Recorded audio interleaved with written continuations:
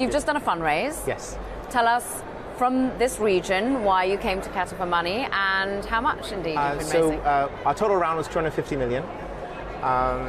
The region for us is really important, not only the GCC, but also because we think between the markets here, there's so much digital innovation that's going on, so many small businesses that are now building software. But I think the second thing is, especially with the QIA, they're a very patient investor and long-term capital.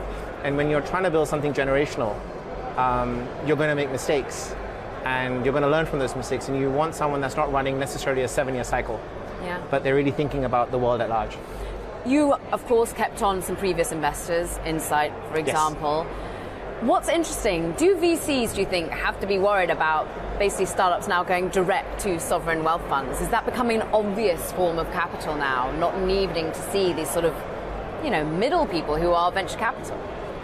Look, I think it's different, right? I don't see the big sovereigns writing $1 million checks, $10 million checks. I definitely think Series C and D, you're at the early end of it, but you could easily cross over into sovereigns, just like you could cross into crossover funds at that point. It really depends on what you're building.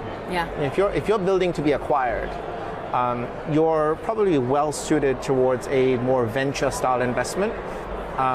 If you're building where it's sort of a bit more generational, it's a bigger platform, you want to have the right mix. It's always a balance, right? So we want to have an Insight, we want to have an Iconic, but we also want to have a QIA. And what it does is it gives us the right pools, but also the right connectivity.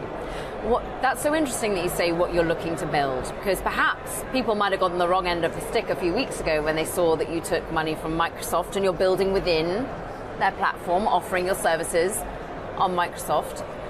Why did you do that? If you're looking, I'm trying to insinuate and read between the lines that you're building to be a big public company, individual, and scale great heights. Look, and it might sound brazen. We're looking to build $1 trillion business. We're not looking to sell for a few billion. It's not our MO.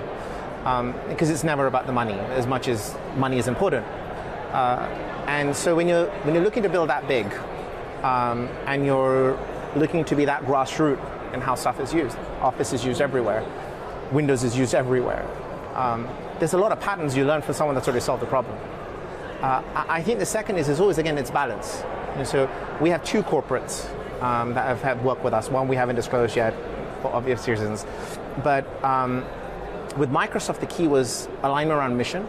They want to digitally transform the world. Alignment around values. We just get along. So important.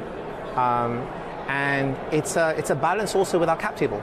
Yeah. Because it's not an investment because that's an exit. It's an investment because there is joint value that can be created when you bring those two platforms together. So let's talk about what you're building.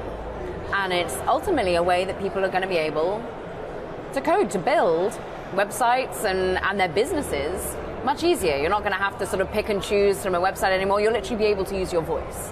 What is your vision? Look, and I think I use this analogy. I have two kids, and they do art class. When you go to a kid and say, draw me Picasso.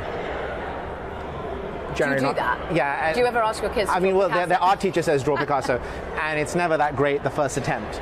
And then you put 5 paintings of Picasso, and it's like an order of magnitude better. And then you say to them, like, the aha moment was, you can cut these up, and these are prints. You can cut these up and then add your own piece to it, and now you'll put it on the wall, and we have them on the wall in the house. And it goes to show that when you're not an expert, and you can pick and choose things, that's really profound. And so that was, like, to us, the telling point.